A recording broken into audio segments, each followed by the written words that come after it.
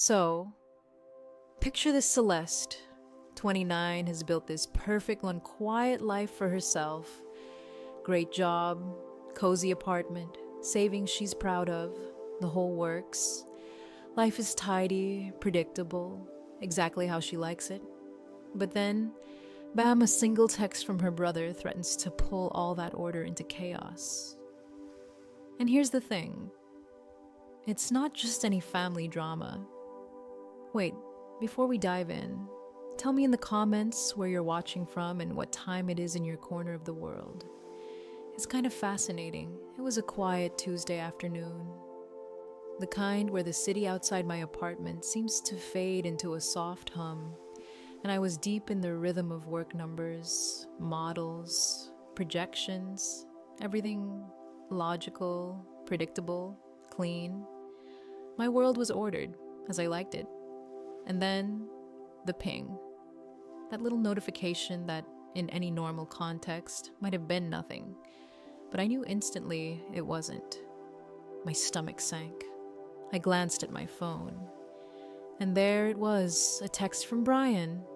Even before reading it, I could feel the tension coil in my chest. Brian's messages were never casual check-ins. They were demands wrapped in the guise of updates. A subtle assertion that my life existed to bail him out.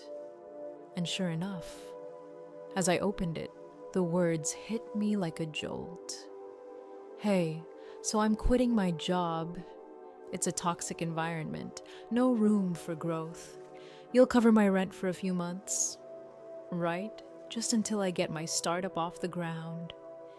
That's it. No, please. No hint of a question. Just a statement of his plans and my assumed role in them. I froze. My fingers hovered over the keyboard. Not because I didn't know how to respond, but because the audacity, the sheer casual assumption, left me momentarily speechless. Brian was 25 years old. He had a degree. He had a perfectly fine job he had complained about endlessly. And yet here he was, expecting me to finance a dream venture that existed only in his imagination. And the kicker, he had done this countless times before, each crisis more audacious than the last, each one a gentle nudge, slowly becoming a shove, into the space where my life had been carefully structured. And it wasn't just this text. It was the decades of patterns I had unconsciously allowed.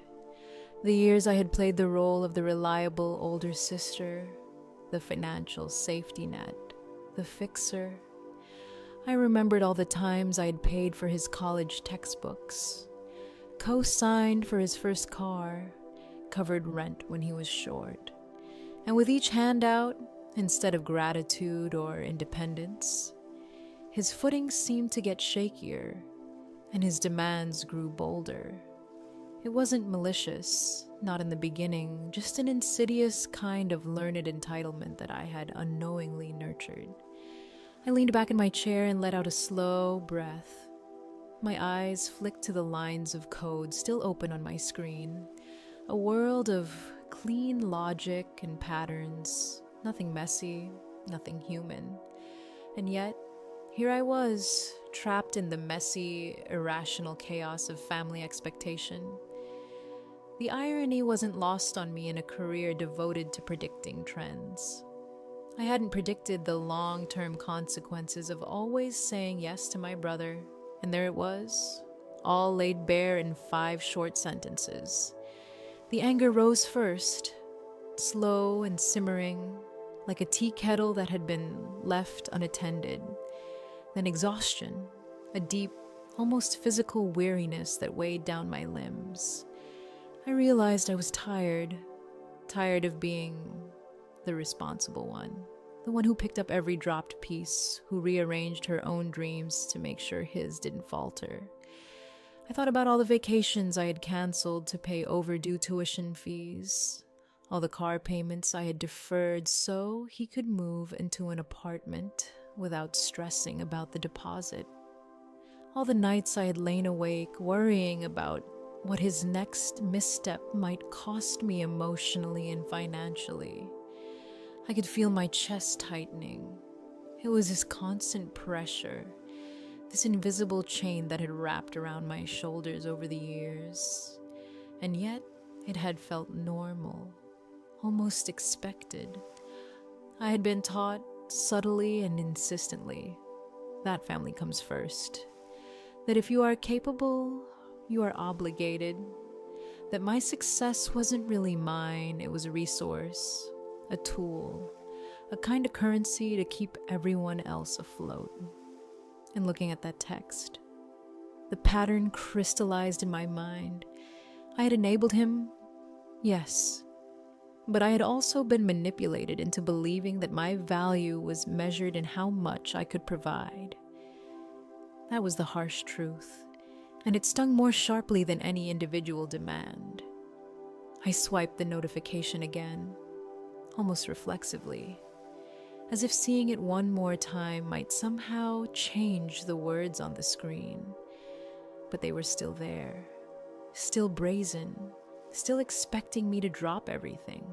The startup he spoke of wasn't real. Not yet. It had no plan, no funding, no tangible product. And yet, my bank account was implicitly part of the venture. That thought, cold and precise, made my stomach churn. I had been trained by years of familial patterns to respond, to fix, to sacrifice. And I realized that this was exactly what they had always counted on. My mind wandered back through the years to the moments where I had been the dependable sibling, the invisible scaffolding of a family whose structure rested on my compliance. Each financial aid, each emotional intervention, each silent nod and careful avoidance of conflict had built a safety net around Brian and my mother. Yes, but at a cost I had never fully acknowledged until this moment. The realization was heavy. I had poured myself into a life that was as much theirs as it was mine, and the lines had blurred so gradually that I hadn't noticed until I was staring straight at the consequences. And here was the kicker: this wasn't about money alone. It was about control. By expecting me to fund his life choices, Brian had been taught that responsibility was optional, that consequences could be shifted onto someone else's shoulders, and that my willingness to provide was inexhaustible. I could see it so clearly now. Each plea, each emergency, each request for bailouts had been a building block in a tower of entitlement. And now the tower loomed over me, its shadow long and oppressive, and I was finally seeing the structural cracks. Frustration bubbled, mingled with disbelief. I wanted to shake him, to ask, "Do you even see what this does to me?" But I knew the answer. He didn't. And that was the point. My years of enabling had created a bubble in which his reality was insulated from accountability. The thought was exhausting, enraging, and somehow sad all at once. And yet, despite all this, despite the patterns I had allowed, there was a tiny spark of clarity flickering somewhere in the corner of my mind this time. Things could be different. I remembered the vacations I had postponed, the purchases I had deferred, the countless late nights staring at a screen, balancing budgets while balancing guilt. Each memory carried a weight, each one a reminder of how I had put my life on hold. And I realized something crucial.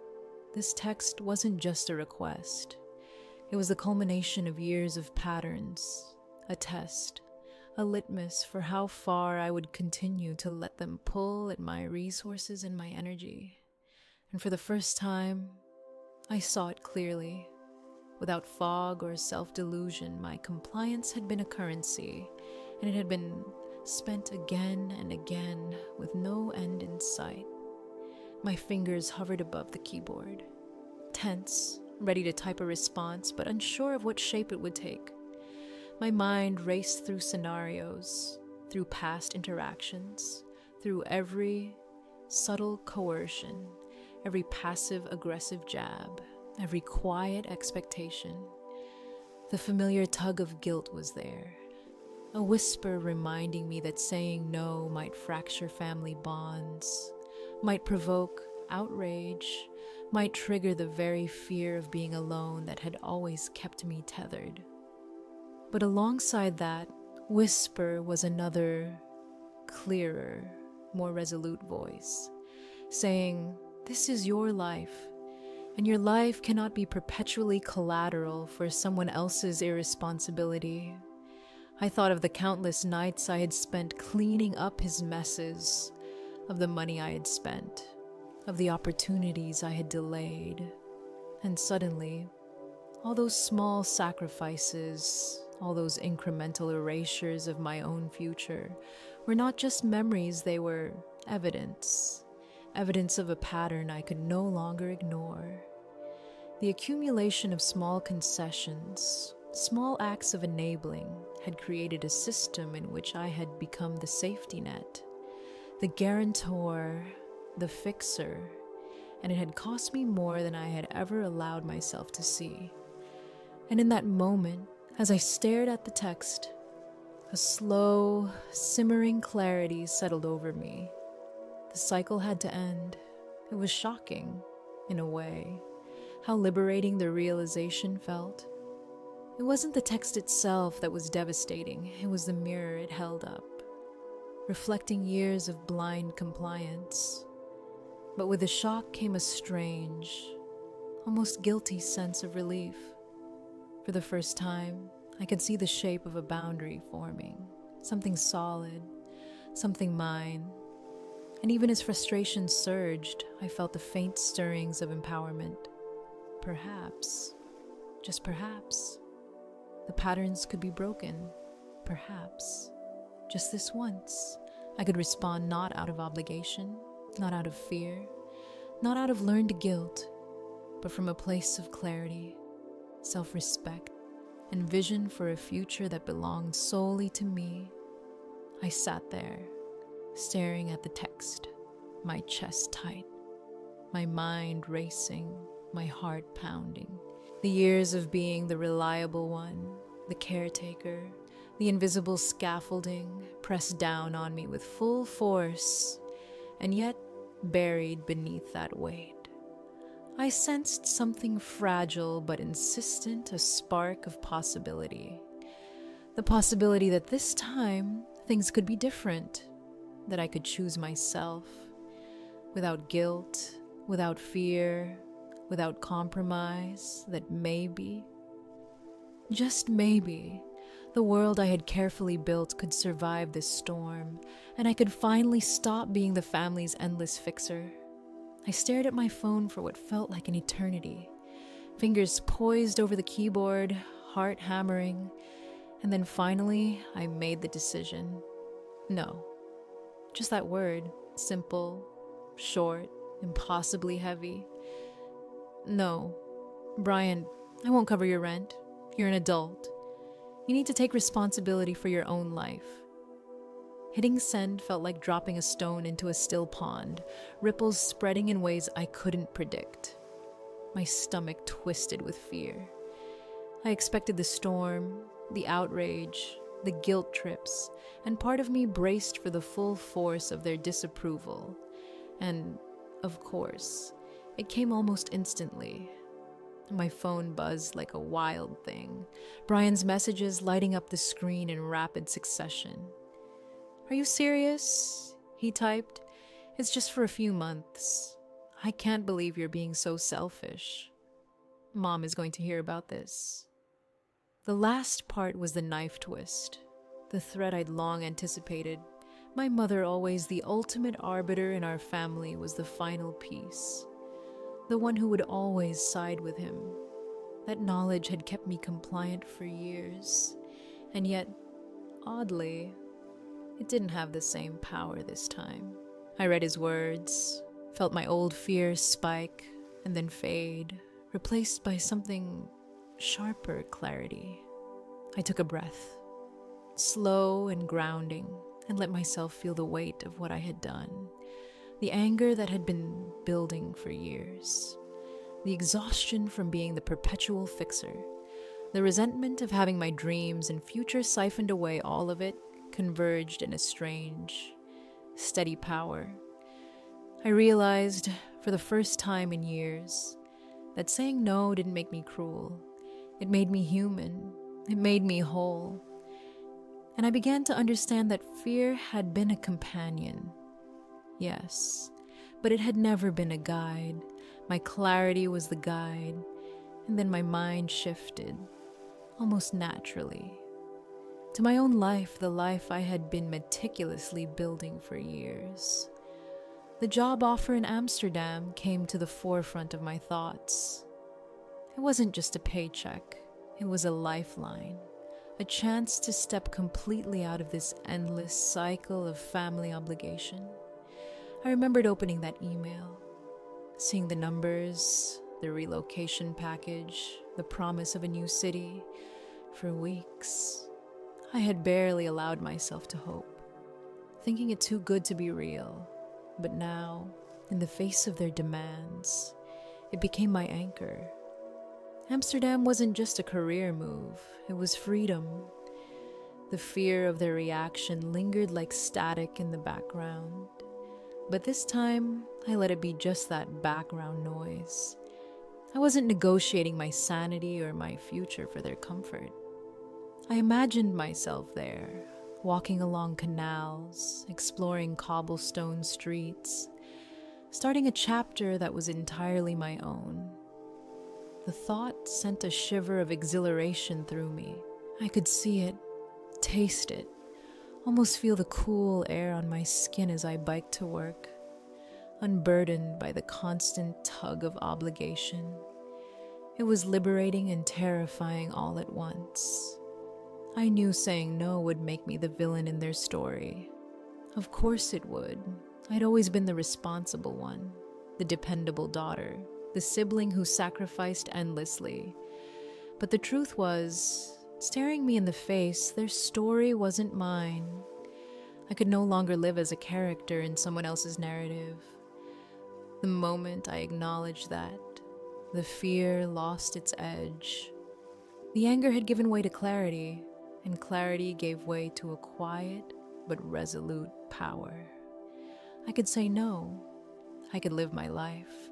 I could claim my own future without guilt or hesitation. And as I sat there, staring at the lit screen and the barrage of texts, I realized something else. Their threats had no real leverage. They could try, sure, but the chains had been weakened over time by my own growing awareness. I could still be compassionate, still care for them from a distance, but I didn't have to be the tool, the bank, the safety net. My role had shifted. I was no longer the keeper of their comfort.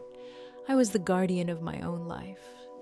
I leaned back, exhaled slowly, and let myself imagine that future again. This time more vividly. I could move, change, grow, and finally experience life on my own terms. The fear of retaliation, of guilt, of their manipulations was still there, lingering like a shadow. But it no longer dictated my choices. I had a path, a plan, and the courage to walk it. That decision, just saying no, felt like the first real act of liberation I had taken in years. And in that moment, with my fingers finally resting away from the keyboard, I knew something profound for the first time. I was putting myself first, unapologetically, and it felt like stepping into sunlight after living in shadows for far too long. Later that evening, just as I thought I could finally exhale, my phone buzzed again. I froze, heart pounding, a mixture of curiosity and dread knotting in my stomach. When I unlocked the screen, I knew instantly that nothing would feel normal again. It was my mother's message, short and icy. Don't come home for Christmas until you co-sign his $200,000 business loan. $200,000 for Brian? For a startup that didn't exist? A vague idea floating somewhere in their imaginations? My eyes widened, my chest tightened, and for a moment, I couldn't even process the words. It was surreal, absurd, and terrifying all at once. I sank into my chair, letting the weight of it press down. For a brief moment, I entertained the thought of compliance. Christmas had always been sacred to me, and the idea of missing it, of disappointing my family, triggered a familiar pang of guilt. My mind replayed phrases I'd been taught for decades. Family helps family. You're so lucky to be in a position to help. Don't forget where you came from. The words wrapped around my chest like chains, pulling at a part of me that had been conditioned to obey, to comply, to sacrifice. But beneath that guilt, anger began to rise. Slow and undeniable. I remembered every late night spent worrying, every vacation canceled, every car payment deferred, every tuition bill covered. I remembered how Brian had shrugged off responsibility over and over, expecting me to step in without question. And now, my mother was trying to escalate the system, demanding not just my resources, but my future. The audacity was breathtaking. It hit me that this wasn't about need. It was about control, about keeping me tethered, predictable, and endlessly compliant. The realization settled on me like a cold splash of water. I was trapped in a manipulative cycle, one I had enabled without fully seeing it. Brian created crises. Mom amplified them, always positioning me as the only one who could solve them. My willingness to step in had been treated as a resource, not as a choice. Each act of help reinforced the expectation that I would always be available, always responsible, always the fixer. I had spent decades as the backbone of their comfort, and this $200,000 demand was the culmination of that system, the ultimate test of my compliance. As the initial shock faded, clarity began to emerge. The stakes were enormous, terrifying even. But the choice became starkly simple. I could either continue to let them dictate my life, sacrificing my independence, my career, my dreams, and my financial security, or I could finally assert myself. Fear surged. Naturally, fear of being ostracized, of their anger, of the emotional storms that would come, but beneath that fear, a steady determination began to form. I had spent too many years prioritizing their needs over my own. It was time to prioritize me. I exhaled slowly, letting the tension drain a little, and allowed my mind to drift to the life I had been quietly constructing. The Amsterdam job offer loomed large in my thoughts. It wasn't just a career move, it was a lifeline. A chance to step entirely out of this cycle of obligation. The salary, the relocation package, the professional opportunity, they were all important. Yes, but more than that, it represented freedom. A life where I could exist for myself, where my value was not measured in my willingness to provide, where my time and resources were my own. The fear of backlash still lingered, gnawing at the edges of my mind. But this time, it was just background noise. I could feel the anger beneath it, pure and energizing. A reminder of all the times I had been taken for granted, all the years I had sacrificed without recognition. I could channel that anger into something tangible. I could act. I didn't have to be the family ATM. I didn't have to be the fixer. I could choose myself. I opened my banking app, heart racing with a mix of dread and exhilaration.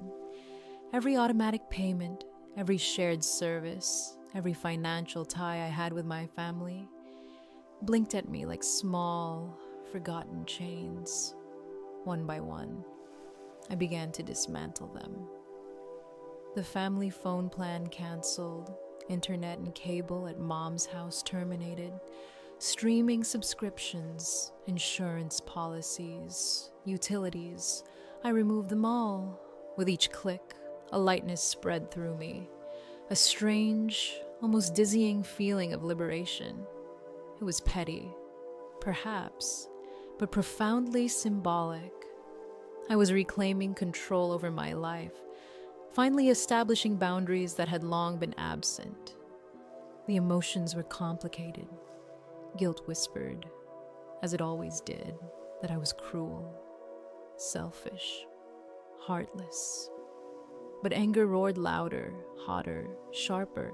I had spent decades bending, sacrificing, acquiescing, and for what to sustain a system that had treated my generosity as entitlement, my care as a resource, my loyalty as a tool. Each act of severing a financial tie felt like a small victory, a tangible assertion of my independence. It wasn't just money, it was freedom, autonomy, a reclaiming of self. And then the full scope of their manipulation hit me. Mom had been using me, funneling money through me, orchestrating crises, and maintaining the illusion that I was helping, when in reality, the system relied entirely on my compliance, Brian's emergencies, Mom's amplifications, the expectation that I would always bail them out. It was a coordinated cycle designed to exploit my reliability. I felt betrayal, shock, and clarity all at once. I had been the linchpin, the scaffolding holding their world together, and they had taken it for granted. Shock transformed into anger, anger into resolution. I realized that my life, my autonomy, my future were not negotiable. I could care, I could love, I could support from a distance, but I could no longer be complicit in a system of entitlement and manipulation. The ultimatum, the $200,000 demand, the emotional blackmail, it had lost its power over me. I would no longer be the enabler, the fixer, the safety net. I was done being the default, the guaranteed answer to every crisis. This was my life, and I would protect it. I leaned back, eyes on the city outside, feeling the first taste of relief in years. The tension that had lived in my chest for decades began to ease, replaced by a calm sense of control. Every action I had taken, every boundary I had enforced, every dollar reclaimed was a step toward reclaiming myself. The demand was not just a request for money, it was an attempt to test my limits, to measure how far I would bend. And in that moment, I knew I was passing that test, not out of rebellion, but out of necessity. I had chosen me. I had chosen freedom, clarity, and independence, and it felt like stepping into sunlight after years of living in shadows. The next morning, I woke up with a sense of grim determination. The events of the previous night had crystallized into a clear, objective reclaim control. Disentangle myself from the web of financial dependency I had been ensnared in for years. And finally, assert boundaries that had been ignored for far too long. I made coffee, sat at my kitchen table, and opened my laptop. The digital world, usually a comforting space of predictable numbers and clean spreadsheets, suddenly felt like the battlefield on which I would fight for my autonomy. First came the bills, every automatic payment that linked me to my family. I opened my banking app and scrolled through the list of family phone plan. Mom's internet and cable, streaming subscriptions, insurance policies, utility accounts. Each one blinked back at me like a chain I had forgotten existed. With each click to cancel, each confirmation, a strange mixture of fear and exhilaration coursed through me. I was nervous. What would they say? How would they react? But underneath that fear, a sense of empowerment began to bloom. Each termination was a small victory, a tangible assertion that I was no longer theirs to command. The phone plan went first. I dialed the customer service line, providing the account details and confirming my ownership. There was a small twinge of guilt, an echo of the years when I would have canceled things reluctantly, apologizing as if I were doing something wrong. But this time, the guilt was fleeting. I hung up and felt lighter. Next, the internet and cable, same process. As I disconnected these services, I imagined the chaos that would erupt when the devices in their home blinked off. It felt almost naughty, but it was also profoundly necessary. I had been the conduit for their comfort for years. Now, I was reclaiming that control. Streaming subscriptions came next. Each account, music, movies, cloud services was canceled, one by one. It was tedious work, but I welcomed it, savoring the sense of reclaiming even the smallest pieces of my life. Insurance policies, auto, home, all in my name, terminated. The bills themselves were not just numbers. They were symbols of a long pattern of manipulation. Removing myself from them was liberating in a way I had not anticipated. Each cancellation brought a tangible sense of relief, a lightness I had not known for years. Then came the car, the vehicle I had bought for Mom as a gift for her 50th birthday. A reliable late model sedan was still in my name. I'd been meaning to transfer the title for months, but never got around to it. Now, under Judith's guidance, I realized I needed to reclaim it immediately. I contacted a repossession company, explaining that I was the legal owner and that I needed the vehicle retrieved from Mom's property. The agent on the phone was calm, detached, and professional. They asked for the make, model, license plate, and address, and promised retrieval within 24 hours. I paid the fee without hesitation, the weight of necessity outweighing any lingering pang of guilt. Hanging up, I felt a brief twinge of sadness, but it was quickly replaced by grim satisfaction. The car was a tangible asset, and reclaiming it was both practical and symbolic. The next step was the joint savings account Mom and I had opened years ago, supposedly an emergency fund. I had been the primary contributor, depositing a few hundred each month. While Mom had full withdrawal privileges, I had trusted her, believing she would only access it in true emergencies. Now, that trust felt shattered. I logged in, expecting the usual balance, only to find it much lower than anticipated. I scrolled through the transaction history, and the pattern emerged like a dark tapestry. Dozens of withdrawals over the past year, small at first, growing in frequency and amount. High-end department stores, fancy restaurants, a recurring luxury subscription box. And then the real kicker, large cash withdrawals totaling over $5,000 in the last 6 months alone. It hit me like a punch to the gut. This wasn't an emergency fund.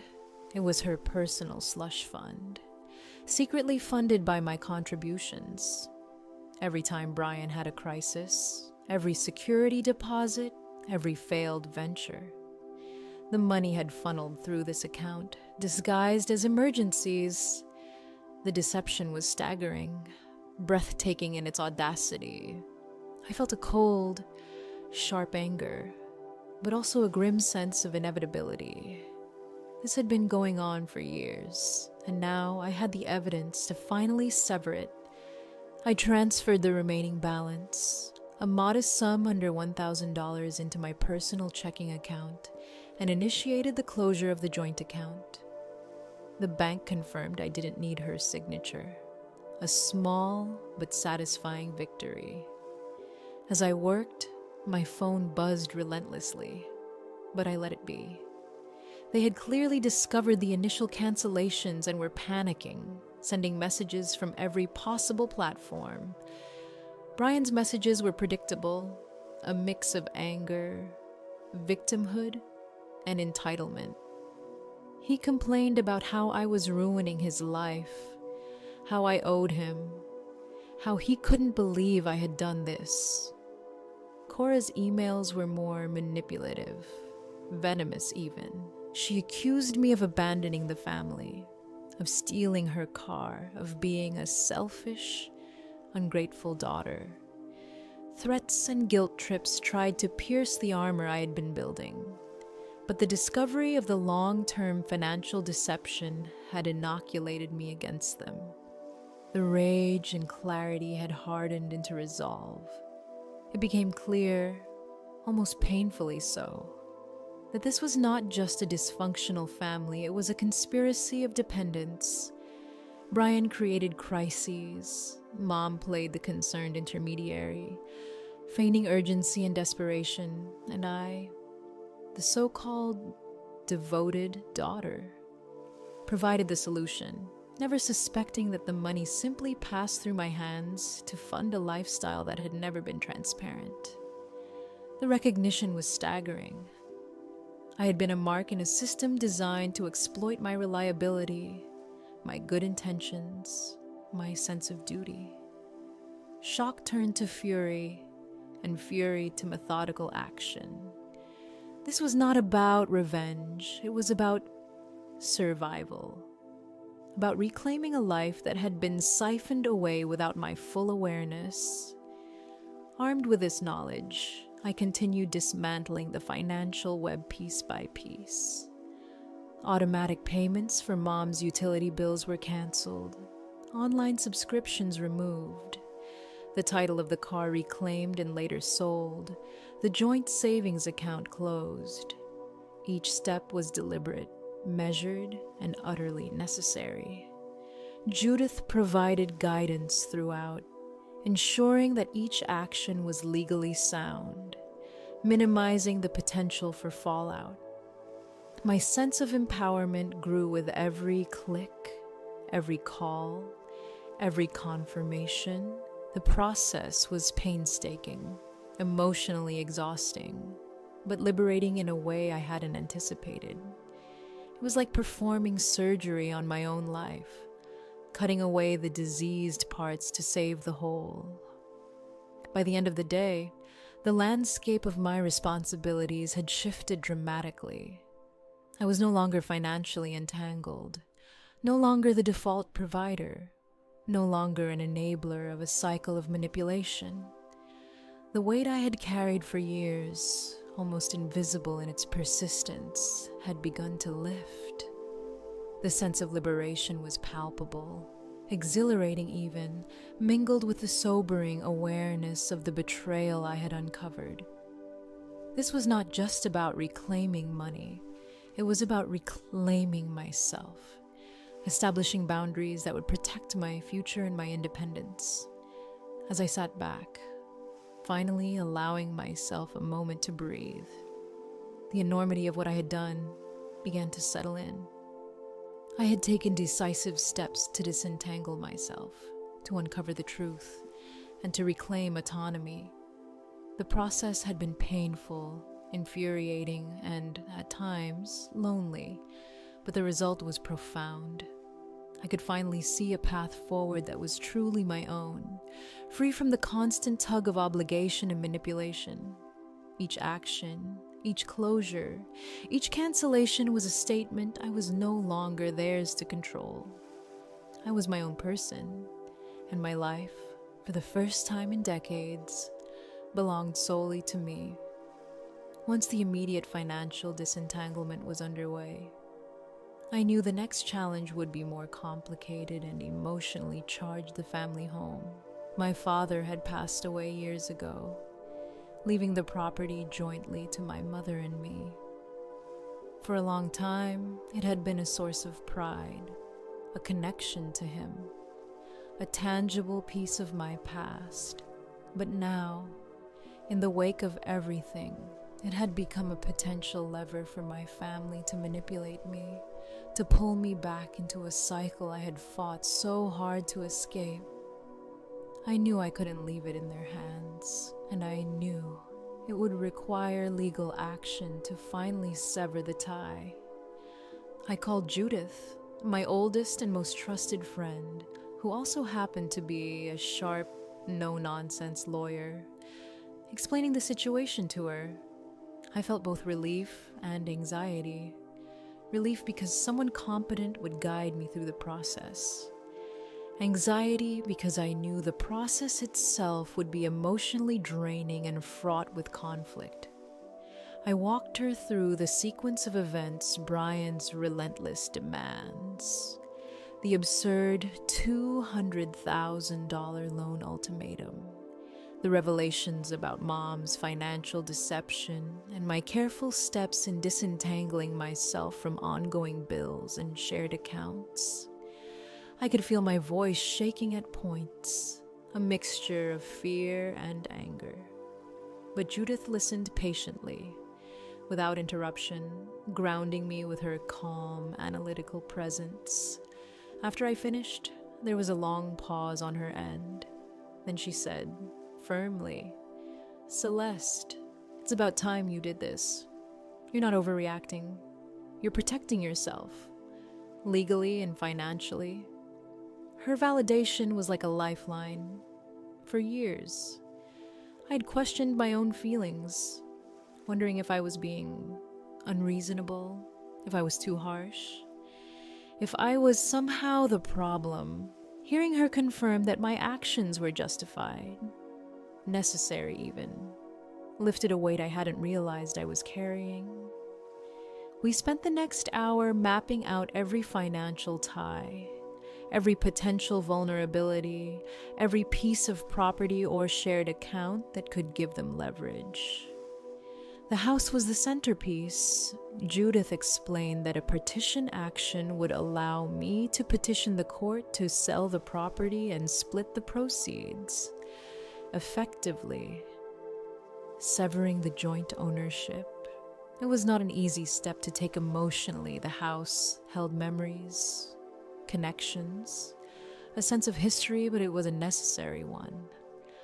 I had to accept that preserving my independence meant making decisions that would feel painful in the short term.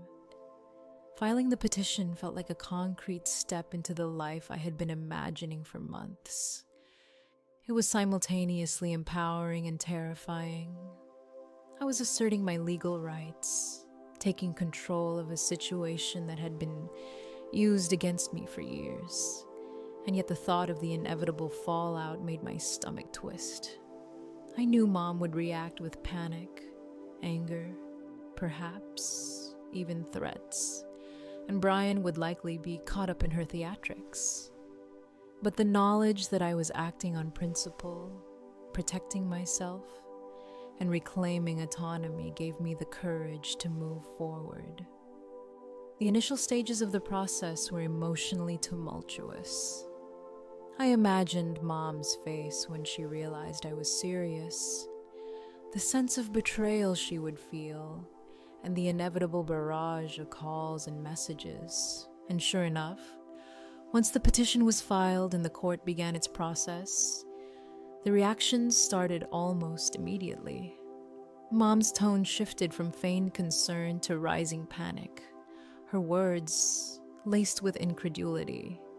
Brian oscillated between confusion, anger, and victimhood. I received a flurry of texts and calls that made my phone buzz endlessly, each one designed to shake my resolve. But this time, I felt something I hadn't in years: detachment. The urgency they tried to impose no longer dictated my emotions. I was calm, resolute, and focused. Meanwhile, my preparations for the move to Amsterdam were in full swing. The juxtaposition of the two processes, legal and logistical, was intense. I packed my apartment, sorted through belongings, sold furniture, arranged my new lease, and coordinated with the relocation company. Each box packed, each item organized, was a physical manifestation of my independence, while the legal battle created tension. My preparations for Amsterdam grounded me, a tangible promise of a future entirely my own.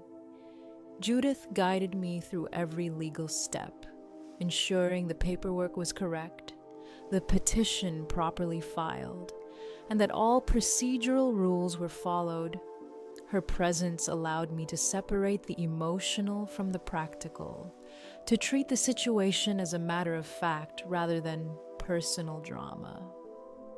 Even as Mom and Brian escalated filing frivolous counterclaims, ignoring agents, sending harassing messages, I maintained a clarity I had never had before.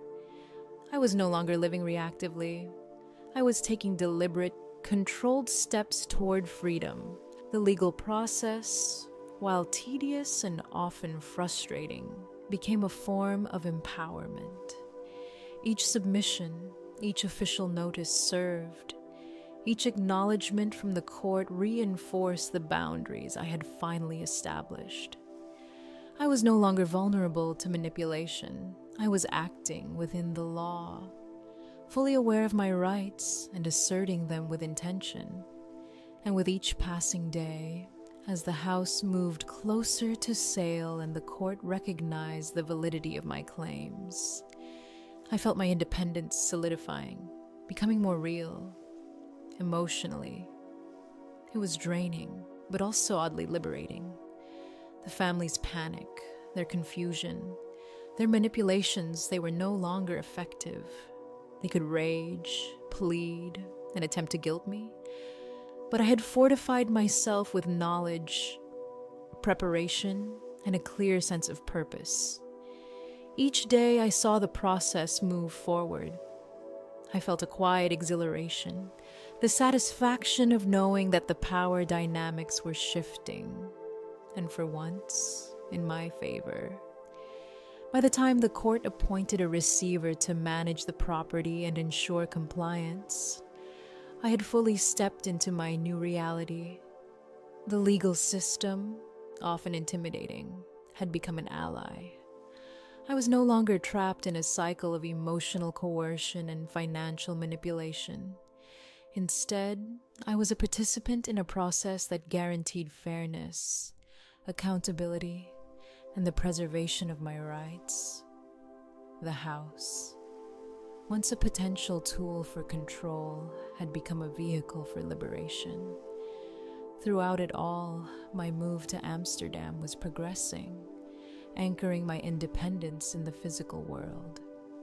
Packing boxes, finalizing logistics, and coordinating with movers grounded me in the excitement and anticipation of a life that was genuinely mine. Every step reinforced the notion that the difficult choices I was making were building towards something positive, tangible, and entirely autonomous.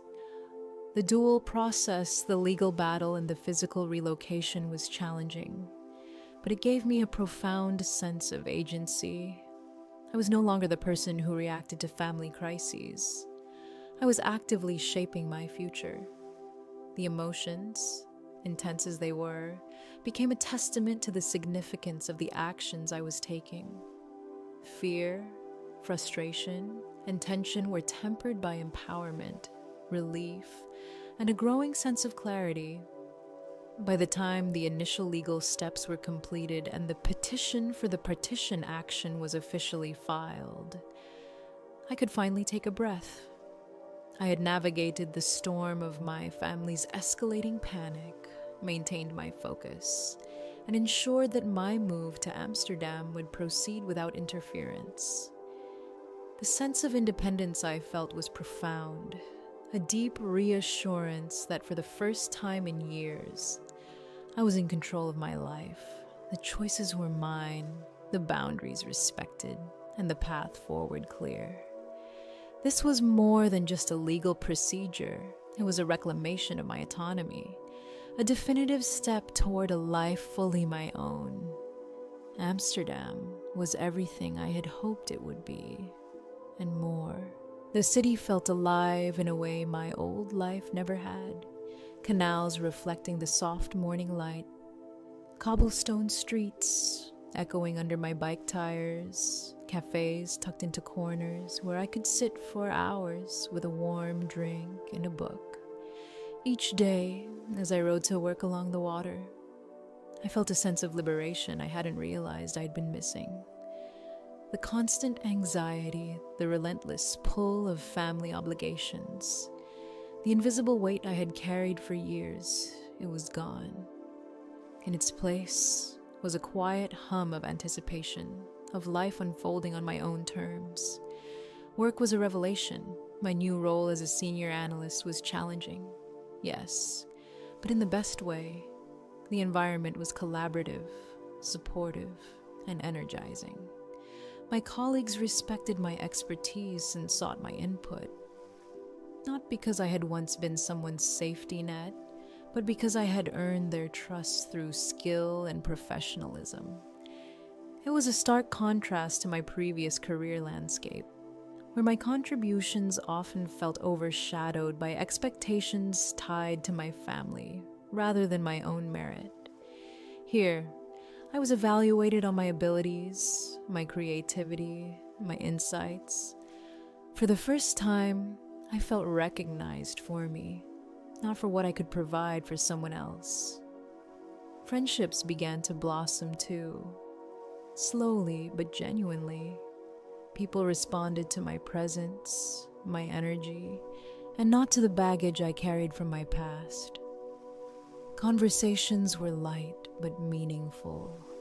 Dinners with friends were filled with laughter, shared stories, and mutual support. I was building a network of people who valued me wholly, without strings attached, and it felt surreal and deeply comforting. The warmth of these connections was a balm, slowly healing years of subtle neglect and expectation from the relationships I had left behind. And then there was love. I met a Dutch landscape architect, someone whose life was grounded in creating beauty rather than measuring worth by income or status. With him, I experienced a different kind of relationship, one based on respect, mutual interest, and genuine curiosity about each other's worlds. We spent weekends wandering museums, exploring hidden gardens, sampling local treats, and laughing at little absurdities. He saw me, truly saw me, and I could finally relax in that attention, knowing it wasn't conditional on my ability to provide or fix. It was a revelation to be appreciated simply for who I was. At home, my apartment became a sanctuary unlike any I had experienced before. I filled it with things I loved, arranged each item with intention, and allowed myself to revel in the small pleasures, morning sunlight spilling across the wooden floor, the smell of fresh coffee, a stack of books I could read without interruption. For the first time, my space was entirely mine, a reflection of my tastes, my priorities, and my freedom. It was a constant reminder that I had made this life with my own choices, my own hands, my own courage. And while I was building this new life, I also completed the final acts of severing ties with the past. I had blocked Brian's number after our last call, a simple but profound gesture that ensured he could no longer intrude into my peace. Cora's letter, a final desperate plea, was fed through the shredder. As the paper strips fell into the bin, I felt a sense of closure that words could hardly capture. The emotional chains, the manipulations, the expectations, they had no hold over me anymore. Their chaos existed miles away, but it no longer touched the rhythm of my life. News of the fallout trickled in through trusted friends and the occasional legal update from Judith. Brian floundered without his financial safety net, scrambling through dead-end jobs, complaining about the unfairness of life. Cora, forced into a part-time cashier position, carried her bitterness everywhere she went. The house was sold, the proceeds allocated as per the court order, and the sudden absence of my contributions left them scrambling to maintain a semblance of stability, observing it from a distance. I felt no triumph, no pleasure in their discomfort, only a quiet validation. I had chosen to protect myself, and that choice had been necessary. As weeks turned into months, the rhythm of Amsterdam life enveloped me. I settled into my work routine, exploring new projects with enthusiasm, collaborating with colleagues who were genuinely invested in success, and taking on challenges that sharpened my skills. Weekends were for discovery markets, galleries, cozy cafes, and canal sidewalks. Each day reinforced the fact that I was living on my own terms, unbound by the obligations that had once dictated every decision. The freedom I felt was profound. I no longer measured my worth by my ability to provide, no longer carried the invisible ledger of what I owed anyone else. The guilt that had been so familiar, the anxiety that had quietly dictated my choices, had faded. In its place was a sense of agency, of empowerment, and a comforting assurance that I could sustain a life fully mine. Even moments of loneliness, natural in such a transition, were tempered by the knowledge that solitude was now a choice, not a punishment, and that I could seek connection on my own terms. Reflection became a quiet companion. Sometimes I thought about that final letter from my mother, her pleading, the manipulative undertones, and I realized something important: I hadn't abandoned them. They had abandoned me long ago by consistently choosing manipulation over respect, control over love.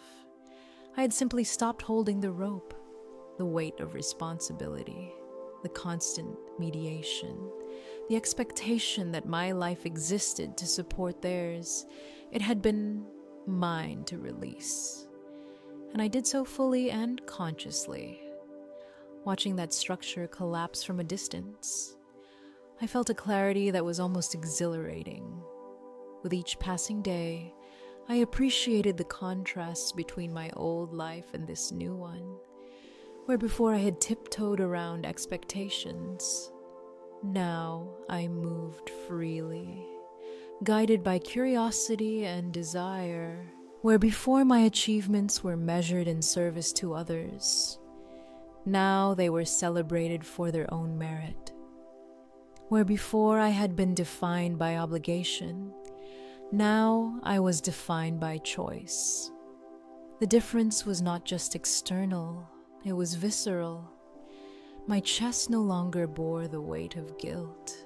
My mind no longer spun with what-ifs and shoulds. My heart no longer quivered with the anticipation of demands. Even the small rituals of everyday life were imbued with significance. Making coffee in the morning, walking along the canals, arranging flowers on my windowsill, they were not mundane chores. They were affirmations of autonomy, reminders that I had claimed space for myself in a world that had once demanded my constant attention elsewhere. Each act, no matter how small, reinforced the reality of a life reclaimed. Relationships continued to deepen, particularly the romantic one, which brought a grounding warmth I had never known. The conversations were effortless, filled with curiosity and humor. I could express my fears and dreams without fear of judgment, without calculation of what I might owe in return. There was respect, equality, and care. It was a partnership, not an obligation. In that relationship, and in my friendships, and in the rhythm of my work, I finally found a mirror reflecting the person I had always wanted to be: confident, valued, independent, and free. Looking back occasionally, I acknowledge the journey, the texts, the ultimatums, the legal battles, the meticulous disentanglement. Each moment, no matter how painful, had been necessary to reach this point. I had endured anger, guilt, manipulation, and betrayal, but I had emerged with something invaluable: my autonomy. The sense of closure was complete, quiet but firm. I had severed the toxic ties, reclaimed my life, and in doing so, created space for growth, joy, and authentic connection. Amsterdam wasn't just a new city, it was a new reality. A reality where my choices mattered, my time was my own, my resources were my own, and my life was finally mine. The past, with all its chaos and manipulation, existed only as a lesson, a reminder of what I had endured and overcome. And in that reflection, I felt a profound satisfaction, a warm, sustaining sense of freedom.